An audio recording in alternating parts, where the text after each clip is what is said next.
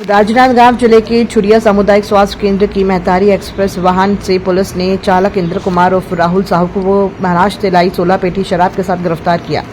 आरोपी ने प्रसूति के लिए कॉल आने का हवाला देकर शराब तस्करी की। पुलिस ने आरोपी के खिलाफ धारा 34(2)36 आबकारी अधिनियम के तहत केस दर्ज कर न्यायिक रिमांड पर भेजा। बरामद शराब की कीमत 53,000 रुपए से अधिक है। पूर्व विधायक छन्नी साहू ने सरकारी वाहन में तस्करी के मामले पर सामुदायिक स्वास्थ्य केंद्र के सामने धरना देकर कार्रवाई की मांग की। जिला चिकित्सा और स्वास्थ्य अधिकारी ने पुलिस और राज्य सरकार को घटना की जानकारी दी है।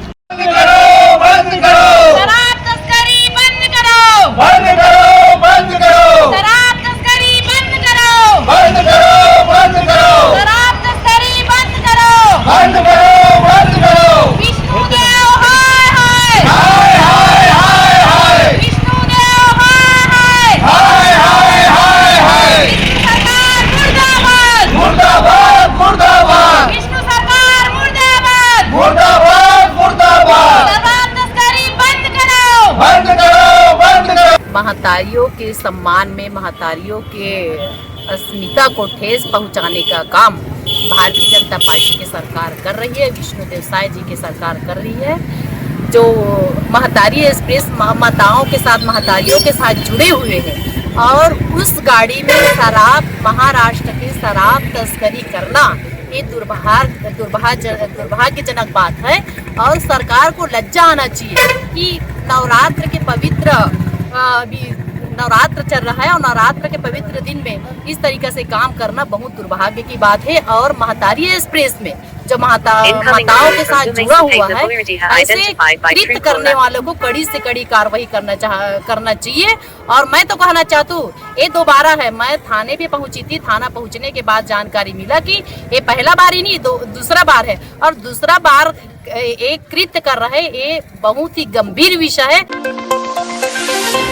कांग्रेस अध्यक्ष दीपक बैस ने भाजपा सरकार पर गायों की मौत और तस्करी को लेकर हमला बोला। उन्होंने दावा किया कि सत्ता में आने के बाद 5 लाख गायें गायब हो गई और 2500 से अधिक गाय दुर्घटना, भूख या जहरीले पदार्थ से मरी।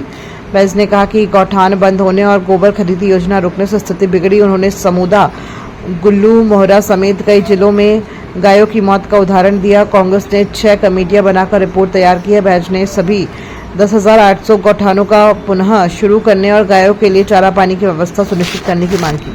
कि बेहद ही हालात चिंताजनक और आश्चर्यचकित करने वाली, वो ये कि वहां गायों की मौत भूख से हुई है, उनको खाने के लिए दाना या चारे की व्यवस्था ही नहीं है। और जो गायों की मौत हुई, 40 से अधिक गायों की मौत हुई 3 दिनों में, उन गायों को ले जाकर खुले जगह में फेंक दिया गया, जहां पर चील, कौवे और अन्य पशु पक्षियां खुले रूप से नोच नोच कर खा रहे हैं। मतलब आप देखेंगे विभत्स घटना है, दिल दहला देने वाली घटना है। मतलब इससे बड़ी क्रूरता क्या हो सकती है। मतलब सबसे बड़ा विडंबना यह है कि भारतीय जनता पार्टी और उनके कार्यकर्ता सिर्फ गौ माता के नाम से राजनीति करते हैं, सिर्फ नौटंकी करते हैं, सिर्फ राजनीतिक रोटी सेकने के लिए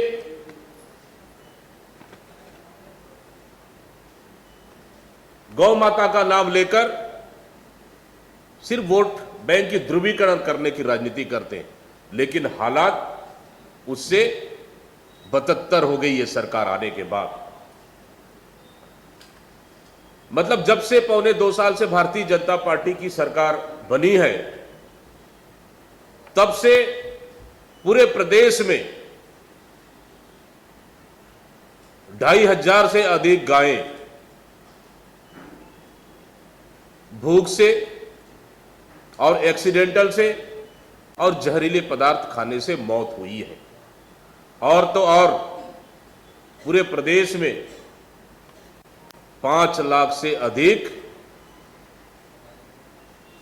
गाय या गौवंश कम हुए पूरे गांव में। आखिर इतने गाय गए कहां, यह सबसे बड़ा सवाल है।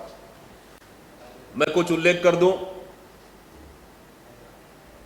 कि विभिन्न समाचार पत्रों के माध्यम से जो खबरें छपी है पूरे प्रदेश में, उसके अनुसार 850 से अधिक गाय सड़क एक्सीडेंटल से मौत हुई। लगभग 1200 से अधिक गाय भूख से मौत हुई। 200 से अधिक गाय जहरीली पदार्थ खाने से मौत हुई। इसी तरह आप देखेंगे कि विगत 16 सितंबर को बिलासपुर रतनपुर हाईवे पर गायों के झुंड को एक तेज रफ्तार ट्रक ने कुचल दिया, जहां पे 19 गायों की मौत हुई। और उस घटना में एक गर्भवती गाय भी थी, जहां एक्सीडेंट के बाद उनका पेट फट गया और बछड़ा बाहर आ गया।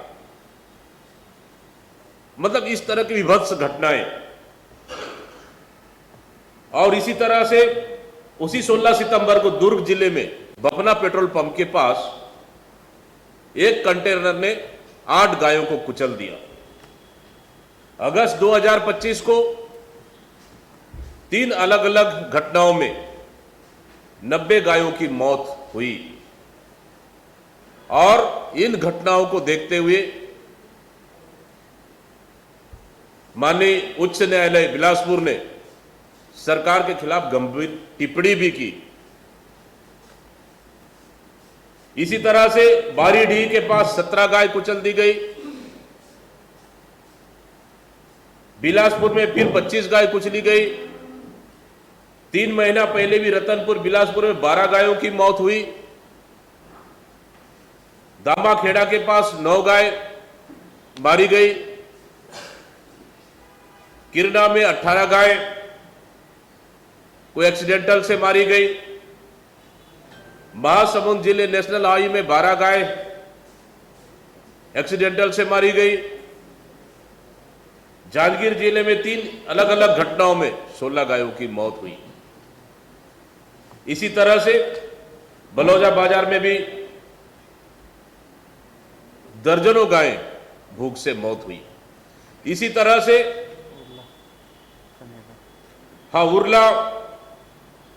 उरला में भी दर्जनों गायों की मौत हुई जहरीला पदार्थ खाने से। इसी तरह से इस पौने 2 साल में मतलब गायों की मौत की सिलसिला लगातार बरकरार रहा। केंद्रीय मंत्री अमित शाह के नक्सलवाद पर कांग्रेस सरकार को जिम्मेदार ठहराने वाले बयान पर पीसीसी चीफ दीपक बैज ने पलटवार किया। बैज ने कहा कि शाह बयान बदलने में माहिर है, जबकि कांग्रेस कार्यकाल में बड़ी घटनाएं नहीं हुई हैं। कांग्रेस ने बस्तर में कैंप और सड़कें बनवाकर हालात सुधारे, जिससे आज भाजपा के मंत्री सुरक्षित यात्रा कर पाते हैं। उन्होंने कहा कि भाजपा को इसलिए कांग्रेस को धन्यवाद देना चाहिए। अब क्या है, बयान बदलने में दोनों दिल्ली के दोनों बड़े नेता माहिर हैं। जब केंद्रीय गृह मंत्री, इससे पहले भी थे, पिछले कार्यकाल में भी अमित शाह जी जब छत्तीसगढ़ आए थे तो तारीफ भी किए थे कांग्रेस की सरकार को। 3 बार तारीफ किए थे, शायद वो दिन भूल गए हो। जब कांग्रेस की सरकार थी हमारे छत्तीसगढ़ में, साल में एकाध बड़ी घटनाओं को छोड़कर घटनाएं पूरी तरह से कम हुई। कैंप कांग्रेस की सरकार ने स्थापित किया। मेन रोड जो आने जाने को क्लियर नहीं था, वो कांग्रेस की सरकार ने क्लियर किया, जो आज भारतीय जनता पार्टी के नेता और मंत्री बाई रोड जा पा रहे हैं। पहले तो आम जनता बाई रोड जाने की स्थिति में नहीं थी। जगह जगह गड्ढे खोद दिए जाते थे, जगह जगह गाड़ियों को रोककर चेक किया जाता था, जगह जगह एंटी लैंडमाइंस बिछाए गए थे। लेकिन हमारी सरकार आने के बाद कम से कम पूरे रोड को, बस्तर जिले के, बस्तर संभाग के पूरे रोड को क्लियर करने का काम किया। और तो और रोड से कम 30 से 40 किलोमीटर एरिया को पूरी तरह से क्लियर करने का काम कांग्रेस की सरकार में हुआ है, ये भारतीय जनता पार्टी की सरकार में नहीं हुआ है। आज तो गृह मंत्री वही जीरम घाटी में रात को भी आते हैं और रील बनाते हैं, ये देखो मैं रात को आ रहा हूं जीरम घाटी से। इसको तो धन्यवाद कांग्रेस की सरकार को देना चाहिए।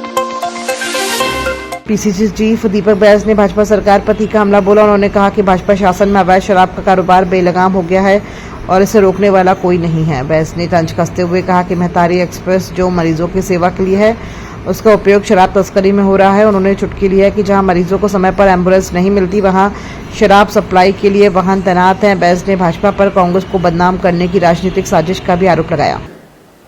मैं भी अभी जस्ट कुछ आधा घंटे पहले ही मीडिया के माध्यम से देखा, आप लोग के मीडिया के माध्यम से। देखिए ये कमोबेश पूरे प्रदेश में है। ये हम लोग के ऊपर आरोप लगाते थे, कभी नकली होलोग्राम का, कभी नकली शराब का, कभी तो और किसी का। क्या भारतीय जनता पार्टी की सरकार में नहीं चल रहा है क्या? या तो खुलेआम धड़ल्ले से चल रहा है, इनको रोकने वाला कोई माई बाप नहीं है। राजनांदगांव में तो नकली होलोग्राम का एक बड़ा जखीरा मिला इससे पहले भी। और राजनांदगांव पूर्व मुख्यमंत्री का जिला, राजनांदगांव वर्तमान गृह मंत्री का प्रभार जिला। और रायपुर शहर से कितना दूर है राजधानी से राजनांदगांव? 70 kilometre, 80 kilometre. मतलब पूरे प्रदेश में देखेंगे तो ये सरकार काली कमाई में डूब गई है। सिर्फ कांग्रेस को आरोप लगाना एक राजनीतिक नौटंकी, और नकली होलोग्राम, नकली शराब और दूसरे राज्यों से शराब की यहां खपत, और यहां तक कि महतारी एक्सप्रेस से शराब का सप्लाई करना, पहुंचाना, जहां कि अंदरूनी क्षेत्रों में आज भी, चाहे सरगुजा हो बस्तर में, आज भी मरीजों के लिए वो एम्बुलेंस सही समय पर उपलब्ध नहीं हो पा रही है। लेकिन इस सरकार में दारू सप्लाई के लिए महतारी एक्सप्रेस का उपयोग किया जा रहा है। इससे बड़ा दुर्भाग्य क्या हो सकता है? केंद्रीय गृह मंत्री अमित शाह ने नक्सलियों के युद्ध विराम पत्र को भ्रामक बताया और कहा कि आत्मसमर्पण करने वालों का स्वागत होगा, लेकिन सीज फायर नहीं होगा। वहीं गृह मंत्री विजय शर्मा ने कहा कि युद्ध विराम की कोई योजना नहीं है, पर आत्मसमर्पण करने वालों का लाल कारपेट बिछाकर स्वागत किया जाएगा। उन्होंने बताया कि एसआईए रायपुर, कोरबा सहित शहरों में नक्सलियों के शहरी नेटवर्क को ध्वस्त करने में जुटी है। पूर्व निर्धारित योजना है, वही बात है जिसको पुनः दोहराया गया है। कोई सीज फायर जैसी बात करते हैं तो उसमें स्पष्टता उनकी कहना है कि भाई कोई युद्ध है नहीं, तो युद्ध विराम की कोई बात नहीं है, पहली बात। दूसरा ये है कि जितने भी नक्सलियों ने अभी पत्र लिखा है, जिनका भाव ऐसा है कि वर्तमान में बस्तर में खून खराबा बंद होना चाहिए, बस्तर के आदिवासियों को आईडी से अपाहिज करना, उनको मार डालना, बम लगाकर उनको मार डालना, उनको गोलियों से मार डालना, बस्तर के लोगों को गला रेत करके मार डालना, इन सारी ही खून खराबों को बंद करने के लिए जो लोग, जिनके मन में भाव है, उनसे मैं बिल्कुल ये कहना चाहता हूँ, जितने भी नक्सली अभी हैं, वो सोनू हैं या वो देवा हैं या सतीश हैं, उन सब से मेरा ये कहना है कि समय कम है, आप आगे बढ़ें।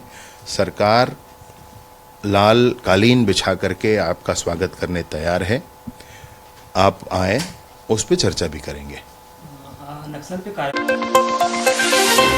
गृह मंत्री विजय शर्मा ने बताया कि केंद्रीय गृह मंत्री अमित शाह 4 अक्टूबर को छत्तीसगढ़ दौरे पर आएंगे। वे बस्तर दशहरा, मुरियत दरबार और स्वदेशी मेले में शामिल होंगे। तारीख को माननीय केंद्रीय गृह मंत्री जी बस्तर आ रहे हैं। बस्तर दशहरा समिति के अध्यक्ष, वर्तमान सांसद तथा जितने मांझी हैं, उन्होंने जाकर के बड़े ही स्नेह से माननीय केंद्रीय गृह मंत्री जी को निमंत्रण दिया है बस्तर दशहरे में सम्मिलित होने के लिए। तो मुरिया दरबार ये होगा 4 तारीख को, उसमें सम्मिलित होंगे। उसके बाद बस्तर की बांझी, गायता, पेरमा पुजारियों के साथ उनका भोजन है।